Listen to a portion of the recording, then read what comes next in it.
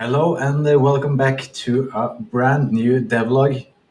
Actually, devlog number 4 in my Grand Strategy Game series. My apologies, it's been a long while since my last video, I think almost about a year. But the good news is that a lot of exciting stuff has happened since then.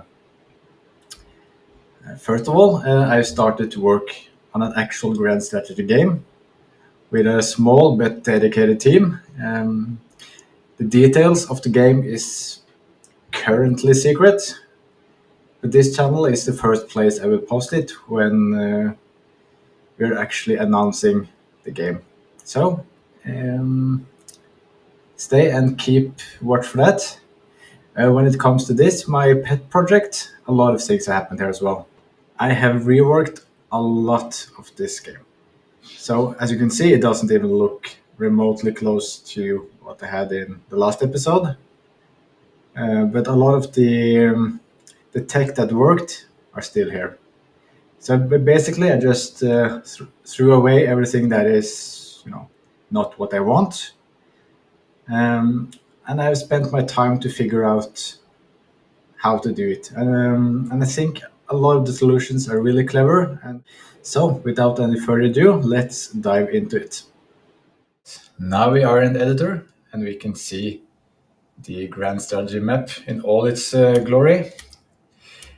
The map actually consists of two meshes, one for the land and one for the sea. So you can just start by disabling the ocean and look at the map part. So this is actually created by using several different images. The first and the most obvious one is what I call the terrain image, which is basically just an image of the Earth, as you can see. And we also have a normal map, which creates the shadows that you can see around the Alps, for example, especially visible, and also around Nepal and mountainous areas. And we have a height map, which gives the tall places of the world and makes them tall. So this map is actually in 3D. If you look at the side here, it doesn't really, it looks very, very flat. But yeah, you can see it especially in some mountainous area. The reason you don't really see it that well is, as you may know, if you think of the world as a billiard ball, it will feel all smooth. So even the tallest places of the Earth is not that tall. If you see the world from the Earth from the side. But the height map makes the land area exactly tall enough, so when you overlay another mesh, it's not at the same level, but it's very close. So what happens is that just the area that is land is actually above the second mesh.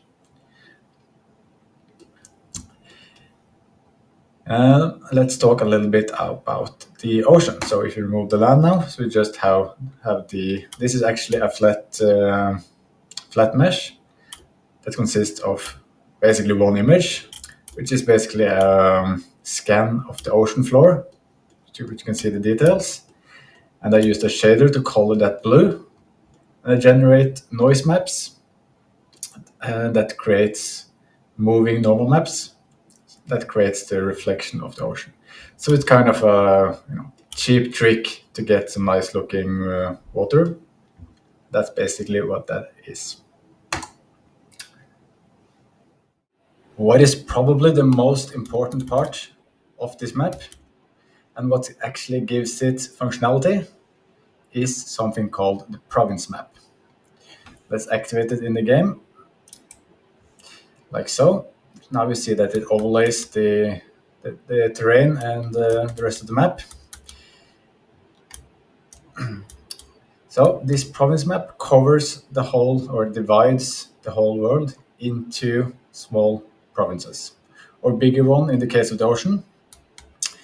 Each one of these provinces have their own unique color. I know some of them look the same, but they all have their own unique color code.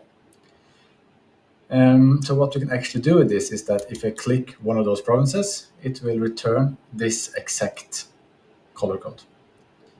So that leads me over to the next functionality, which is the selection. So I can try to select in this mode.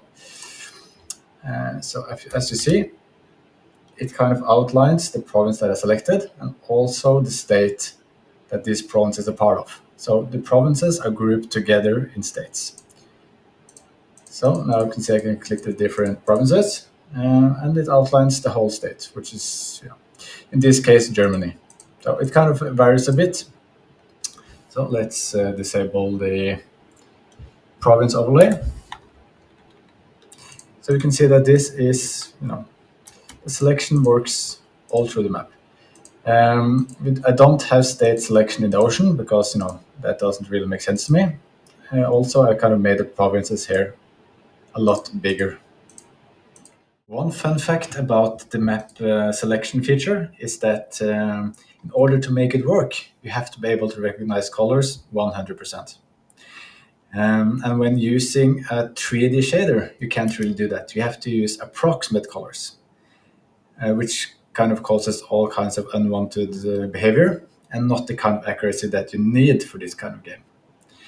But unfortunately, in Godot, you are forced to use 3D shaders when you're working in a 3D environment, like I am. So the question is, how did I get around it? Because you are able to use 2D shaders, but there is a trick to it. So what they had to do was kind of to make the shader in I made a 2D shader and then have that 2D sprite through a viewport, which I then used as material on the 3D mesh. So that's kind of a neat trick to get around it. So if you ever have a need for a 2D shader on a 3D mesh, this is the way to do it. And now it's time for the last big features, which are map modes. So first I'm going to just disable a variable here called the show. This is basically just for this tutorial. And what that means is something that what that variable entails is something that you will see very soon when I just started the game. So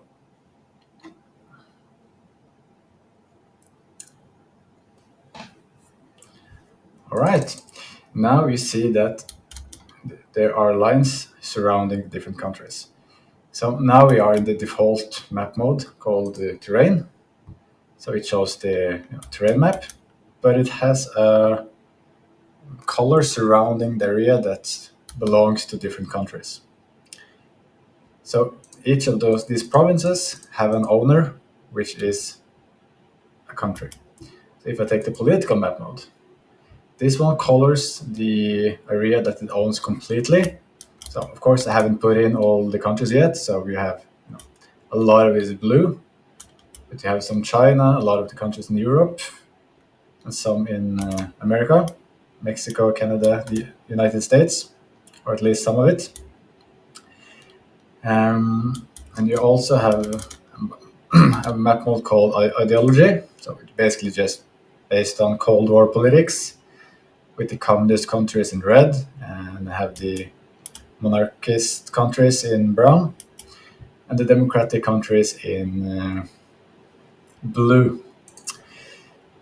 I kind of struggled a long while to be able to create map modes. So my first approach was just to make some arrays and feed them into the shader. And that worked fine when I had like 10 provinces. But everything about it, the shader couldn't handle that long arrays. And then I tried to make an image dictionary where, so if you go back to the province map, where the first column was had one of the colors from the province map, and the other columns had the colors I wanted to display through a map mode. But then again, it had to loop through the image to find the match, which was not, the performance was terrible. So I solved it by using lookup tables, or commonly known as LUTs, that are able to solve this for me very efficiently. and with almost no cost to performance at all.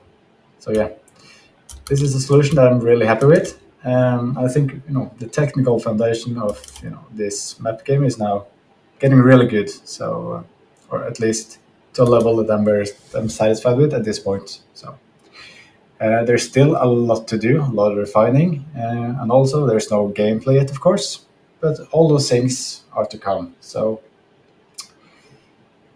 if you like or if you love maps as much as me, or are just generally interested in following this project, then like and subscribe.